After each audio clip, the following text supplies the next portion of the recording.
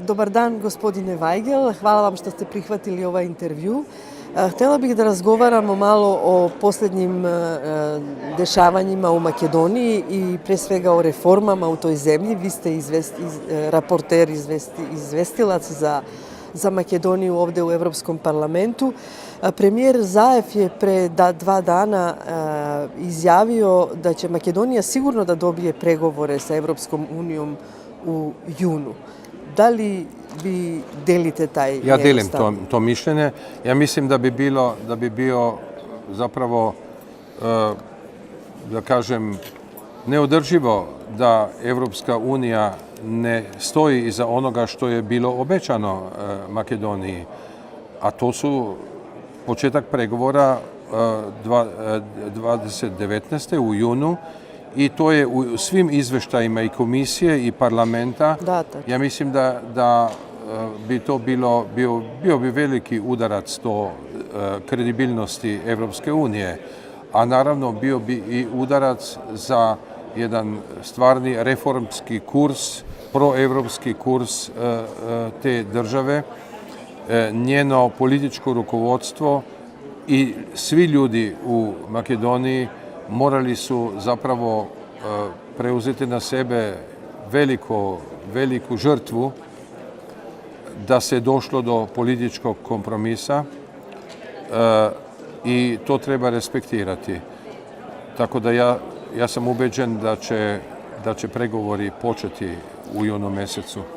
Znači tu mi imamo Francusku, Holandiju i možda još druge zemlje, one zemlje koje su u junu prošle godine blokirale Makedoniju na izvestan način kad nismo dobili pregovore. Kako sada stoje stvari na tom planu?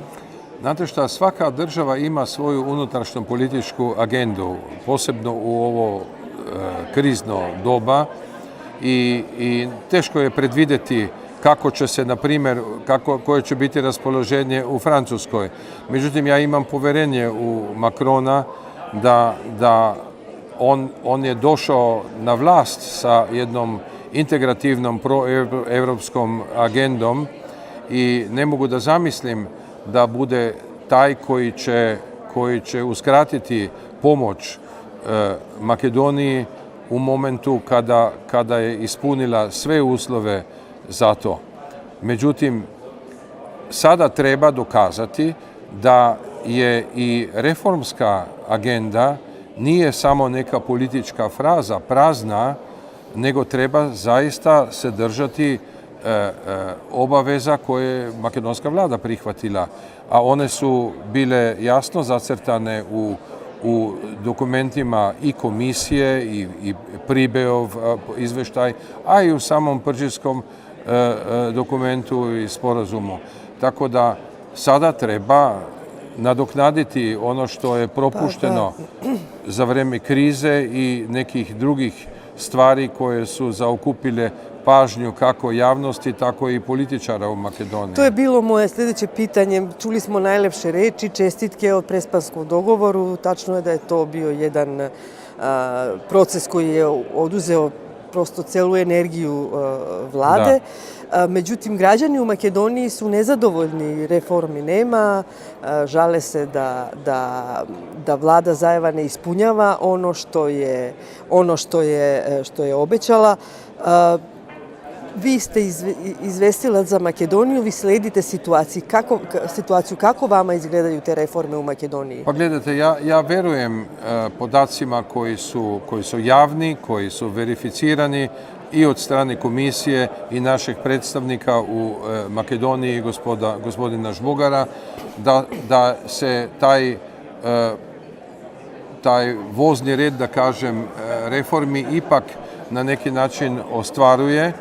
I ja sam imao sada susret baš kada razgovaramo tog dana, susret sa predsjednikom opozicione stranke VMRO, gospodinom Micovski, i on mi je dao i obećanje, odnosno rekao je da su spremni, naravno, stranka i pored svih rezervi koju imaju i još uvijek imaju rezerve prema Oni su veoma kritični i prema reformama. I prema reformama, međutim oni su rekli da su spremni sarađivati sa vladom zbog toga jer se i oni zalažu i podržavaju evropsku budućnost Makedonije.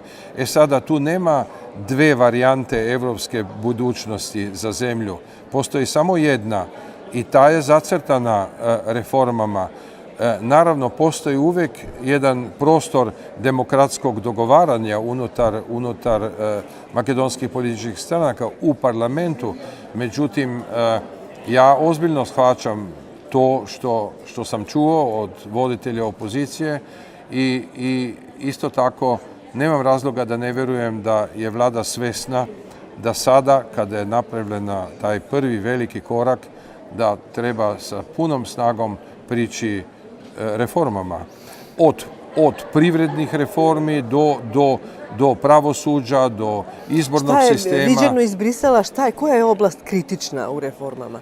Pa gledajte, kritična, svakako uvijek je najznačajniji onaj sektor javnog života gdje se stvara dodana vrednost, to je ekonomija. Znači, u ekonomiji treba stvoriti atmosferu, treba stvoriti sistemski okvir za ulaganja, za nove investicije, za to da se dozovu strani investitori.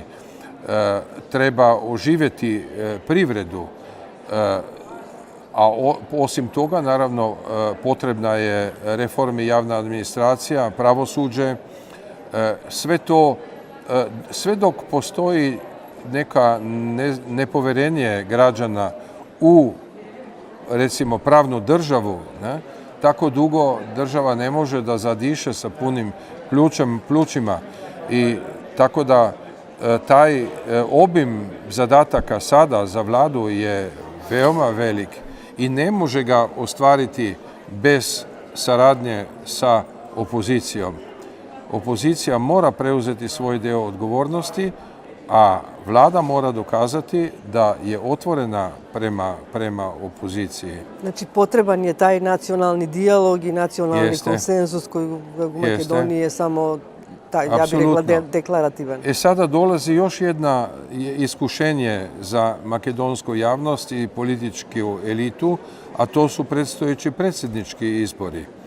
I recimo u razgovoru sa predsjednikom opozicione stranke ja sam osjetio da imaju veliku bojazan i da to ističu, da li će biti to izbori pošteni, fair izbori i traže kontrolu strana posmatrače. Ja sam siguran da će biti svega toga dovoljno i hoću da verujem da je vlada svesna da mora u tom jednom trenutku, kada će ipak biti i oči međunarodne javnosti uperene prema tome što se dalje dešava u Makedoniji poslije Prespanskog sporazuma, siguran sam da će ta korektnost izbora biti obezbeđena. Sada, kada bi sada trebalo da se otvore pregovori, recimo sada u februaru ili u martu, da li bi Evropska unija rekla imate dovoljno reformi, idemo dalje? Ja sam ubeđen da ako bi se sada otvorili pregovori, odgovor nekih zemalja bio bi negativan.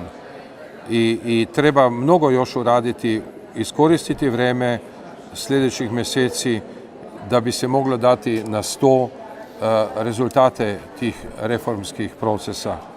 Prema tome, sada je vreme za ozbiljan rad na reformama. Znači, za vas nije vreme za rane izbore, rane parlamentarne izbore, kako traži opozicija? Ja znam da je komisija preko gospodina Hana, koga jako cenim i mislim da je izuzetno značajan njegov doprinos tom jednom izmirenju i stabilizaciji u Makedoniji. On je rekao to da sad je vreme za reforme. I to je prioritet. Politika je svoje odigrala u onom klasičnom smislu i makedonska i grčka. I ne bi trebalo sada da bilo ko postavlja još pod pitanje sadržaj tog jednog historijskog dogovora između dvije susjedne zemlje. On je težak i komplikovan i treba vidjeti da je komplikovan i za grčku stranu, nije samo za makedonsku stranu. Imam pitanje o Grčkoj, ali s političkog aspekta razumete valjda da opozicija se nada da će da osvoji vlast, a dok se vlada nada da će dobiti još 4 godina plus. Opozicija uvijek ima pravo igrati svoju igru, političku igru, pa i tražiti prevremeno izbore ako smatraju da je to u njihovom interesu. Europska unija preko komisije stavila do znanja da smatramo da bi to moglo štetiti perspektivi makedonskog uključivanja u Europsku uniju, čak bi moglo dovesti do pitanja početak pregovora. Tako da, ja mislim, na toj točci nije dozvoljeno stranačko političko nadigravanje, ali mislim da to i opozicija shvaća. Dobili ste takav utisak od razgovora s Mickovskim? Pa verujem da sam ga pravilno shvatio, da razume argumente zašto sada to nije dobra opcija za državu, za Makedoniju. O Grčkoj, lider Nove demokratije Mitsotakis je rekao da će da blokira Makedoniju 70 puta za vreme pregovora sa Evropskom unijom. Znate, takve pretnje smo već čuli i doživjeli. Doživjeli smo pretnje Slovenije kada je bilo reč o hrvatskom uključivanju u Europsku uniju, kada politika nije bila sposobna doći do kompromisa i riješiti problem granice. To sada čujemo povremeno iz Hrvatske kada je reč o Srbiji.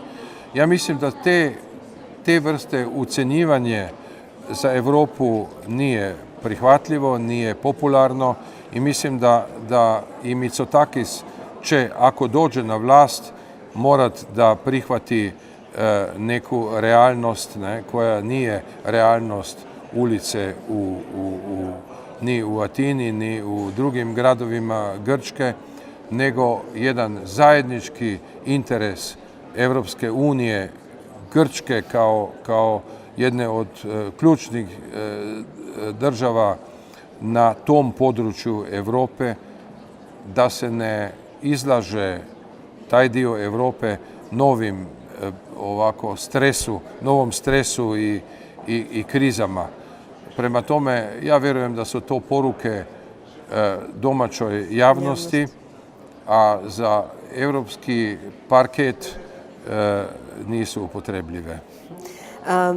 Evropska komisija još uvijek nije definitivno kazala da li svoj godišnji izvještaj za Balkan objavljuje u aprilu ili u junu. Imate li vi neko saznanje oko toga? Nemam saznanja o tome, nisam siguran o tome, tako da ne bi mogao o tome govoriti. Što se tiče našeg posla u parlamentu, mi smo ga obavili, objavili smo svoj izvještaj i rekli smo svoje mišljenje, a to mišljenje jeste da podržavamo Makedoniju pod uslovom da se postigne sporazum koji je postignut, prema tome daćemo snažnu podršku tome da Makedonija ide dalje. Ali naravno i ekipa u ovoj kući gdje sada stojimo u parlamentu će se promijeniti. Doći će drugi ljudi. To mi je bilo, kako će ti izbori da utiču na Makedoniju, na pregovore, na Balkan? Pa ja se nadam da ne u negativnom smislu. Ipak je taj pacta sud servanda jedan od temelja parlamentarne demokracije, zapadne civilizacije. Tako da ja mislim da te obaveze koje je prihvatio parlament, koje je prihvatila komisija u ovom sazivu i sljedeći saziv će poštovati. Jedno posljednje pitanje. Čula sam da će oživjeti proces Jean Monnet sa Makedonijom. Vi ste deo te grupe. Jeste.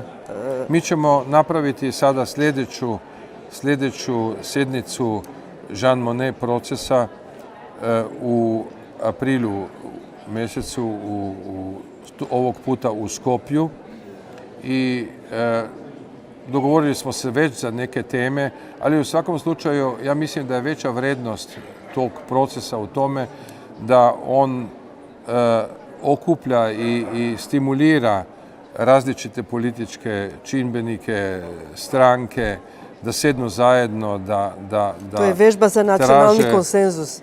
Da se stvara konsenzus možda o nekim pitanjima koje nisu ona ključna. Jer o ključnim pitanjima uvijek će parlament sobranje odlučivati, niko neće izvan toga. Ali mi smo tu kao neka, rekao bi, platforma za dijalog. I to je poslanstvo zapravo Jean Monnet. U razgovoru sa predsjednikom VMRO-a također je rekao da oni podržavaju, da se raduju, da se taj proces nastavlja, a to su nam rekli svi, i predsjednik Sobranja i članovi vodećih drugih stranaka u parlamentu. Još samo jedno pitanje, gospodin Weigl. Što se tiče pregovora, vi znate da je za postizanje prespanskog dogovora bila donesena amnestija za izvesne slučajeve, da je promenjen i zakon i tako dalje.